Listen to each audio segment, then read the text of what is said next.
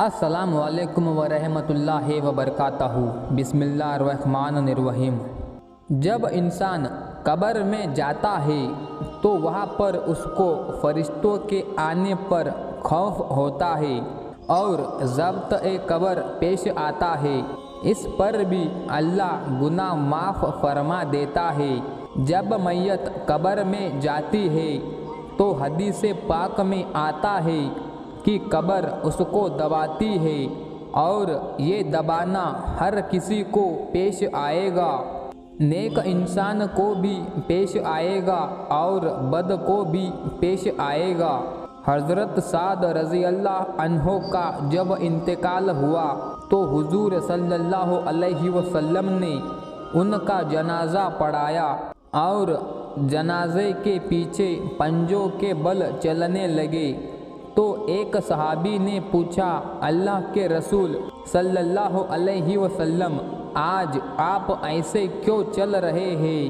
آپ صلی اللہ علیہ وسلم نے فرمایا، حضرت سعد کی نماز جنازہ میں اتنے فرشتے آسمان سے اتر آئے کہ مجھے پاؤں رکھنے کی جگہ نہیں مل رہی۔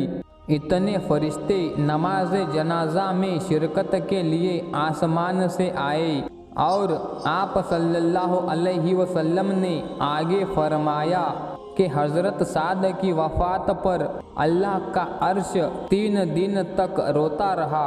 حدیث پاک میں آتا ہے کہ جب مومن کا انتقال ہوتا ہے تو آسمان کے وہ دروازے روتے ہیں جہاں سے اس کے لیے رزق اتارا جاتا تھا، زمین کے وہ ٹکڑے روتے ہیں جہاں بیٹھ کر وہ شخص اللہ کی عبادت کیا کرتا تھا۔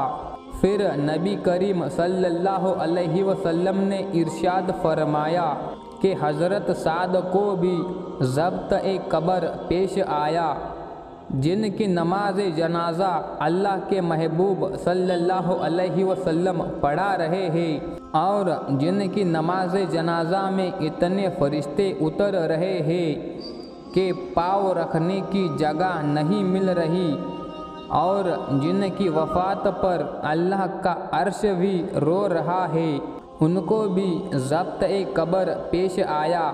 اس کا مطلب ضبط قبر ہر بندے کو پیش آنا ہے، نیک ہو یا بد ہو۔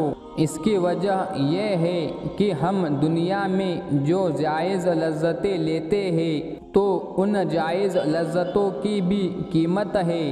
جیسے کہ ایک بندے نے عیش کی زندگی گزاری جو امیر بندہ تھا اور دوسرے نے غربت کی زندگی گزاری، تو اب امیر بندے کو اس کی قیمت پیش کرنا پڑے گی، تو وہ کیسے پیش کرے گا؟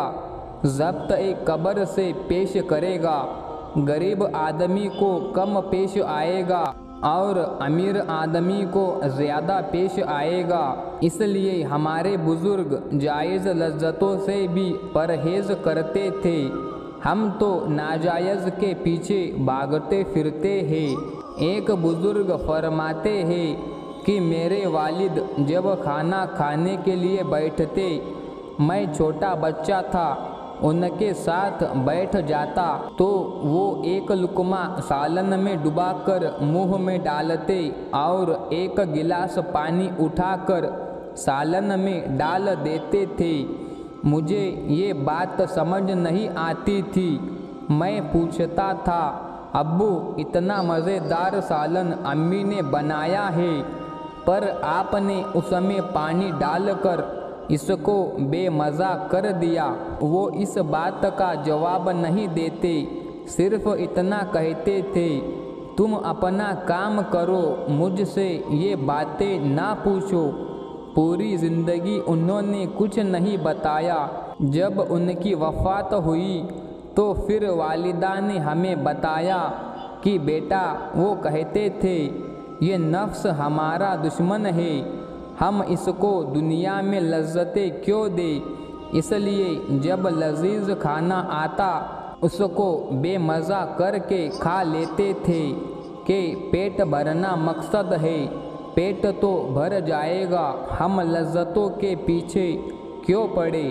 ہمارے بزرگ جائز لذتوں سے بھی پرہیز کرتے تھے، ہم ناجائز لذتوں کے پیچھے پڑے ہوئے ہیں۔ ایک بات اور کہ ضبط قبر مومن کو بھی پیش آئے گا اور کافر کو بھی، مگر دونوں میں زمین آسمان کا فرق ہے۔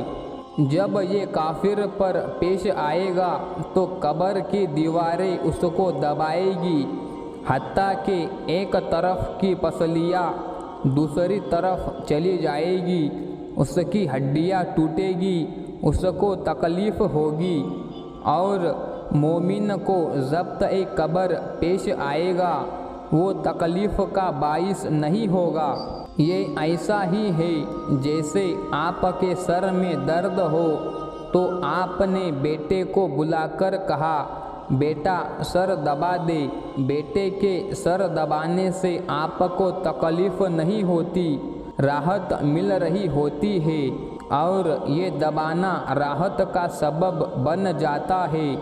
اسی طرح مومن کو ضبط قبر تو پیش آئے گا، لیکن اس کے لیے وہ تکلیف کا باعث نہیں بنے گا، راحت کا باعث بن جائے گا، مگر اس کے بدلے اللہ تعالیٰ اس کے گناہوں کو معاف فرما دے گا۔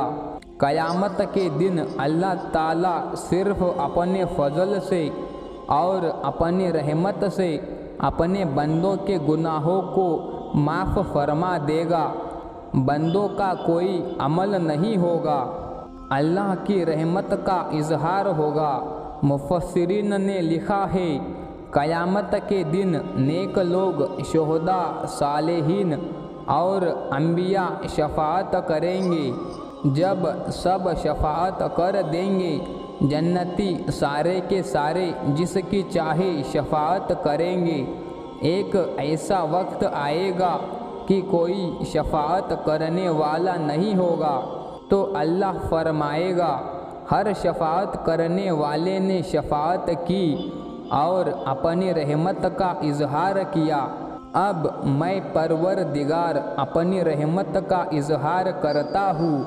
اللہ تعالیٰ جہنم میں سے لوگوں کی 3 لبیں بھرے گا، اور ان کو اللہ تعالیٰ جہنم سے نکال کے جنت عطا فرمائے گا۔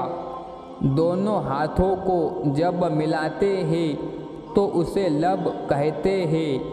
اب آپ دیکھیں کہ اگر گندم کے دانے اگر ہم دونوں لب میں بھرے تو وہ سینکڑوں میں نہیں ہزاروں میں آ جائیں گے، تو اگر ایک چھوٹا سا بندہ اس کے لب میں ہزاروں دانے آ جائیں گے تو سوچئے کہ اللہ کے لب میں کتنے بندے آئیں گے۔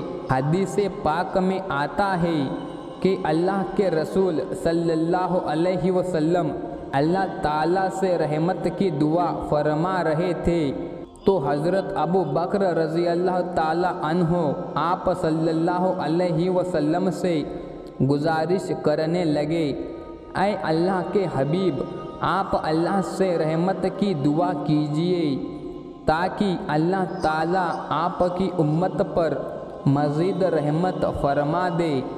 جب اللہ کے رسول صلی اللہ علیہ وسلم نے خوب گریہ زاری کی تو اللہ تعالیٰ نے فرمایا، اے میرے محبوب، میں قیامت کے دن ایک لب بھر کر جہنمیوں کی نکالوں گا اور ان کو جنت عطا فرما دوں گا۔ حضرت ابو بکر رضی اللہ عنہ بہت خوش ہوئے اور فرمانے لگے، اے اللہ کے حبیب، پھر دعا کیجئے۔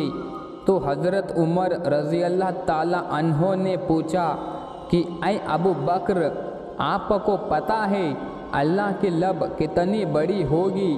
تو حضرت ابو بکر رضی اللہ تعالی عنہ نے جواب دیا، اے عمر، اگر اور بھی لوگوں کا فائدہ ہو جاتا ہے تو ہمارا نقصان کیا ہے؟ یہ رحمت کا وقت ہے، اللہ کی رحمت جوش میں ہے۔ حضور صلی اللہ علیہ وسلم کو دعا کرنے دو۔ چنانچہ ابو بکر صدیق کے کہنے پر حضور صلی اللہ علیہ وسلم نے اور دعا مانگی، اللہ نے 2 لبیں بھر کر نکالنے کا وعدہ فرمایا۔ ابو بکر صدیق رضی اللہ عنہ نے پھر عرض کیا، اے اللہ کے نبی صلی اللہ علیہ وسلم، اور دعا مانگیے۔ اللہ نے رحمت فرمائی، وعدہ فرمایا، اے میرے محبوب، میں 3 لبیں بھر کر لوگوں کی نکالوں گا اور انہیں جنت میں داخل کر دوں گا۔ سبحان اللہ۔ امام غزالی رحمۃ اللہ علیہ اپنی کتاب میں اس بات کو لکھنے کے بعد کہتے ہیں کہ مجھے بھروسہ نہیں کہ میں اپنے اعمال کی وجہ سے جنت میں جاؤں گا۔ اللہ جس کو چاہے اپنی رحمت سے نکالے گا اور جنت عطا فرمائے گا۔ اے اللہ مجھے بھی ان میں شامل فرما لینا۔ اللہ ہم پر رحمت فرمائے، قیامت کے دن فقط اپنی رحمت سے معاف فرمائے اور ہمیں جنت عطا فرمائے۔ السلام علیکم۔